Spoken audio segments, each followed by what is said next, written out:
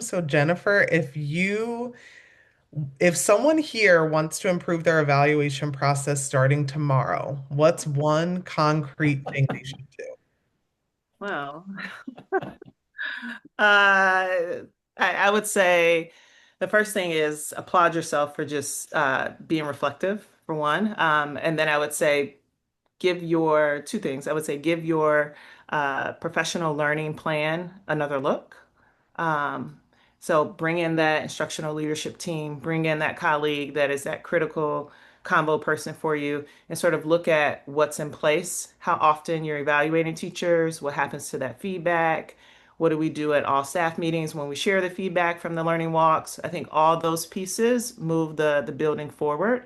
And then as it relates to the framework for teaching, we have sort of like this collaboration or calibration opportunity where systems and teams can come together and sort of watch a video together. We give you a focus component, and then you score it, and then you have feedback from a Danielson team member. And so that's been very, very helpful for those who have moved from the 2013 to the 2022 version, if that's where you're at. But I would just say give your PL, professional learning, professional development plan another look next week, tomorrow. Thank you, Jennifer. Super helpful. And Steve, last question. What's one piece of advice you'd give to an HR leader who's feeling overwhelmed by their evaluation process right now? Yeah, I mean, so what I would tell anybody that's feeling overwhelmed by evaluations is think about it like through the same lens of a teacher giving feedback to students, right? We know that the minute we make something and attach a grade to it, like a summative assessment, we attach a grade to it, that just changes things. That's why we know why formative assessment is so powerful in the teaching process, right?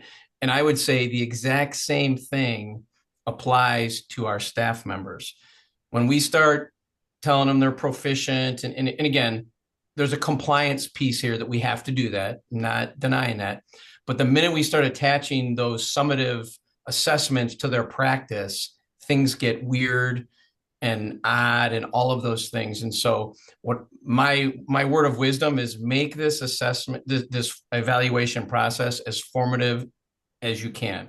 Make it about the feedback, make it about reflection, make it about asking questions and having those conversations and taking those questions, or excuse me, those conversations into action, but really focusing on that formative feedback, because that's more effective with students. We know that's more effective with adults, right? That's to me is where the magic can happen in evaluation process. And that's what then we as leaders need to focus on.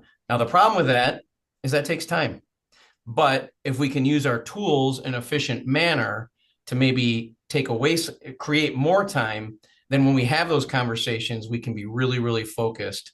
And also, the informal feedback is just as powerful, right? That informal formative feedback is just as powerful. It doesn't have to be a 20 or 30-minute post conference. It can be a 5-minute conversation, kind of like what Jennifer was talking about at the bus stop or in the hallway or whatever. That stuff is just as powerful. So I don't know. That's what I think about when I say, hey, that's a pretty good word of wisdom.